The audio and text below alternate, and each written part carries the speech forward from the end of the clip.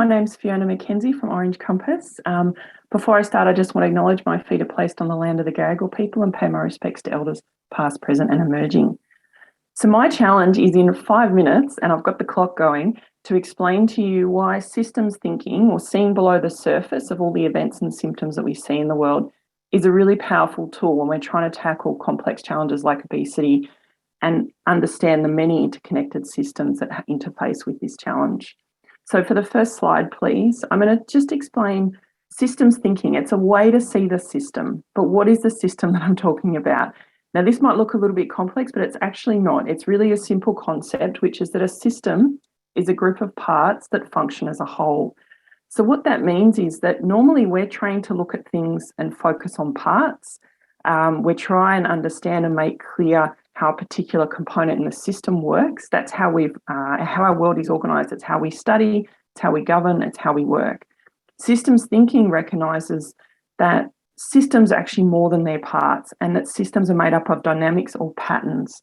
And these patterns are influenced by everything from relationships, engagement and trust, processes like decision making and agenda setting, the mental models and mindsets and paradigms that we live with, the power of who's making the decisions, and all sorts of feedback loops and boundary judgments.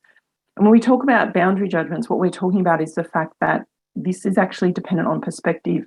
So you'll need to click twice on this slide, I think, to bring the next image up. But essentially, even the boundary of the system, we decide as a collaborative, we decide as a group, and we try and think and pay attention to then what are the connections, what are the patterns, and we're much more focused on how do we actually find out, for many of our human systems, our economic and social systems, what are the interconnections and feedback loops at play. So essentially, we're looking for a way to understand and make visible complexity. And as I said before, it's by looking at patterns rather than parts. It's by looking at those orange lines instead of the blue dots. So if we go to the next slide, what we're trying to do essentially is look below the surface to make the invisible visible. So that could include things like stepping back and identifying patterns of behaviour. And that's not just personal, but it's also organisational and system level patterns influenced by things like trust and power. We're looking at structures. And again, that's not just institutions. It could be rules of the system, incentives, social norms, stigma, who's driving decision making, how that's being done, and also the mental models and mindsets of how we see the world. So that includes the biases and blind spots of individuals, but it's the widely held paradigms we hold as a society, out of which the system actually arises, its goals, its structures, and its patterns. And if we go to the next slide, essentially what we're saying here, and you might have to click twice just to bring up the quote, is that complex systems are essentially unpredictable, unknowable, unsolvable. So what that means is that no single person can know the whole system. So we actually have to draw on collective wisdom. No single answer is going to be the solution, because systems are adaptive and resilient, and they can actually swallow up change. They can react to change, and they can adapt to change. This doesn't mean we give up and we don't try and understand the system, but it means we need different tools. And what it means is that we actually need to build mental models that better align with the real world and the real world complexity than those that are created under much more of a reductionist approach. We need to embrace a stance of action for the sake of real-time learning rather than planning for the sake of control.